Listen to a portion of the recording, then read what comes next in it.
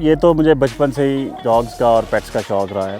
तो पहले शौक़ था, फिर आहिस्ता आहिस्ता ये शौक़ डेवलप होता गया। अराउंड 2007 जब मैं इस फील्ड में रहा तो मैंने देखा कि German shepherd is the breed जो कि वाकई मेरी रिक्वायरमेंट है, मेरे शौक़ है, उसके बहुत करीब है।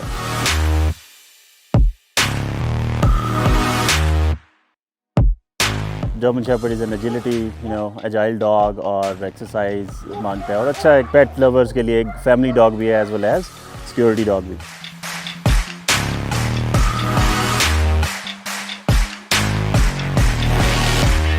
आई स्टार्ट अराउंड 2007 जिसमें मैं शोज़ में पार्टिसिपेट करना शुरू किया। मैंने पेडिग्री डॉग का पता लगा क्या होता है, फिर उसको रखा और देन सो ऑन अभी तक ये चल रहा है।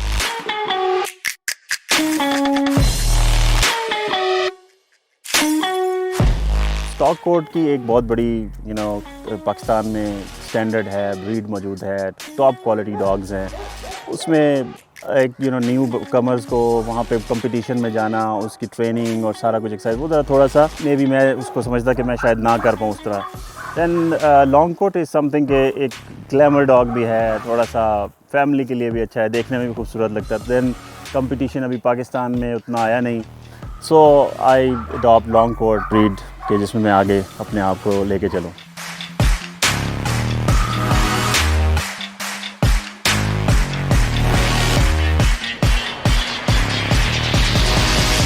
लॉन्ग कोट बिकॉज़ नेम से और इसकी ब्रीड ही ऐसी है कि बड़े बाल हैं इसको गर्मियों में तो बहुत ज़्यादा हमारे लिए चैलेंज होता है।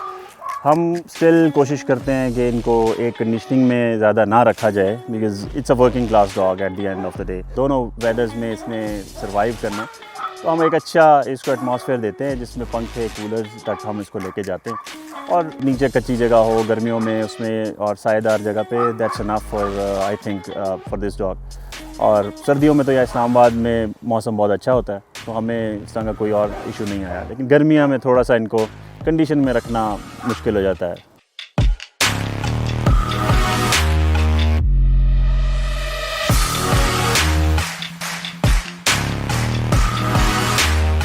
पपी जो है उसके लिए मैंने ये सीखा है कि till the age of 10 months और 9 मंथ्स उसको कोई हैवी ट्रेनिंग नहीं दी जानी। ये वो फेज़ है जिसमें उसके जॉइंट्स डेवलप हो रहे होते हैं, 3-4 महीने का तो खुसूसन कुछ भी नहीं। जो मैंने बाहर अपने दोस्तों से पूछा, ब्रीडर से पूछा, वो दे सेड के जस्ट गिव हिम और हर 15 minutes daily play time, that's all. कोई उसमें हैवी रनिंग नहीं, भगाना नहीं, और स्विमिंग अगर ऐड कर लें तो दैट्स इनफ। और जो ज़रूरी एलिमेंट है वो अटैचमेंट बिल्डिंग है और फोकस बनाना है उस पपी के लिए। उसमें हम मुख्तलिफ ट्रेनिंग्स हैं, एक्सरसाइजेज हैं, उसके साथ हम कर सकते हैं। लाइक कोई बॉल से खेल लिया, उसके साथ हमने उसको ट्रीट के साथ चला लिया, अपने साथ साथ फुल ट्रेनिंग कर ली, दैट्स ऑल। ओबीडियंस पे थोड़ा बहुत काम हो सकता है, but heavy training, exercise, show training not recommended for puppy age till 9-10 months. Then youth से ऊपर हम फिर उसकी ट्रेनिंग डिफरेंट है।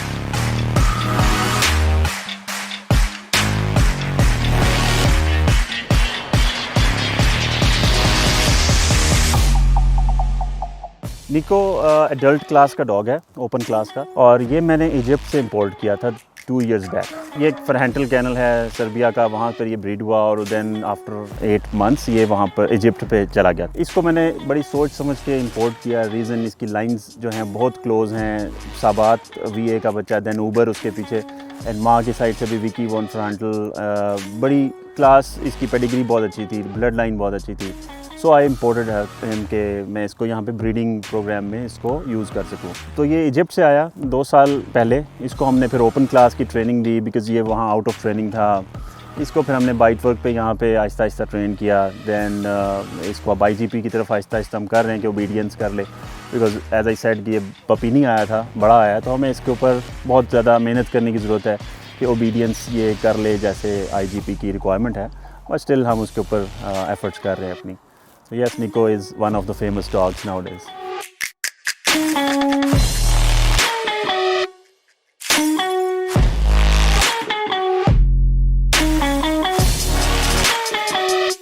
IGP में 3 चीज़ें आती हैं मेनली। 1 इज़ प्रोटेक्शन, जो हमने बाइट वर्क के सेशन के लिए कोशिश की।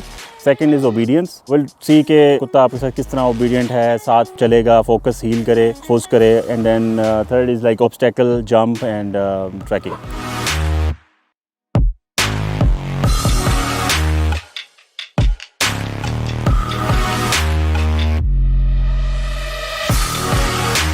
IGP में जो सेकंड है वो ओबीडियंस है, जिसमें कुत्ते को फोकस हील जो है वो बहुत इंपॉर्टेंट है। हम उसके ऊपर कोशिश कर रहे हैं कि हमारे डॉग्स वो भी करें।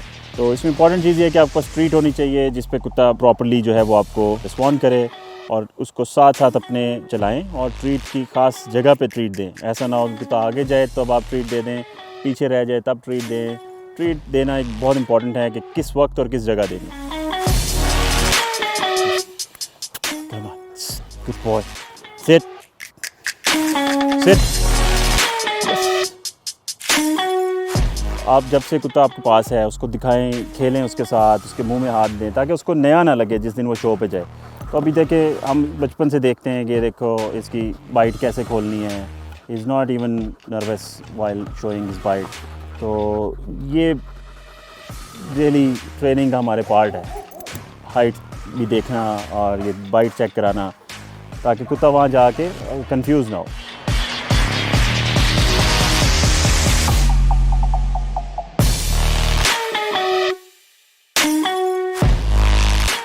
ये जी थर्ड की जिस ऑब्स्टेकल पे डॉग बैठे आपको सिट सिट। मैंने थोड़ा सा स्टडी किया तो पूछा, तो जो ये हम IGP या जो ओबीडियंस के साथ दे रहे हैं जिसमें कुत्ते की फोकस्ड हील बनाना है, इसमें वो क्या रिकमेंड ये कर रहे हैं कि कुछ सॉसेजेस जो होती हैं, जैसे चीज़ है, मैं चीज़ पे चलता हूँ इसको लेके, इसी तरह कोई और मायोनीज़ या कुछ और। डॉग जो है जब आपके हाथ में ट्रीट हो वो आपको आके हाथ को काटे नहीं। कोई बोटी है या गोश्त है या बिस्किट्स हैं तो वो आके काटेगा ताकि मैं खाऊँ।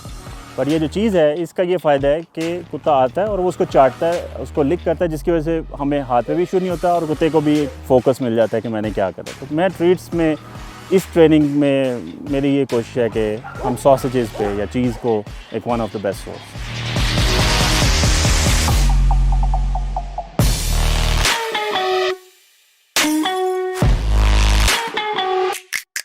जो पपी है, जैसे मैंने बताया कि छोटा है, उसको हम सिर्फ तौलिए पे या कपड़े पे बाइट करते हैं ताकि वो उसके साथ खींचे और खेले, बस उससे ज़्यादा कुछ नहीं, या कोई स्मॉल सॉफ्ट बॉल्स के साथ। ये उसके बाद जैसे पपी एज, जैसे वो अगर उस पर बाइट करना स्टार्ट हो जाता है तो वो ये कुशन है, ये भी बड़ा सॉफ्ट सा कुशन है जिसमें बाइट जो है उसकी ख़राब नहीं होती।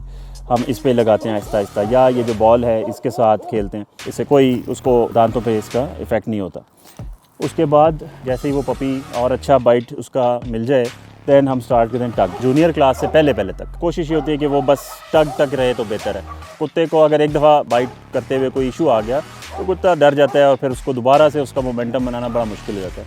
जैसे ही कुत्ता वो जूनियर 16 मंथ्स की एज को क्रॉस कर जाता है, फिर वो बाइट ड्राइव तो उसकी ऑलरेडी बन चुकी होती है बचपन से, तब हम उसको इस पे लेके आते हैं आहिस्ता आहिस्ता। इसको हम टग भी बोल सकते हैं, स्लीव का एक बड़ा अच्छा सा सॉफ्ट बना हुआ है। ये वो एज है जिसमें पपी जो है जूनियर से ऊपर यूथ क्लास तक जा सकता है, उस पर भी अच्छा कर जाता है। देन उसके बाद आती है ये स्लीव, जो कि आपने देखी होगी ओपन क्लास में।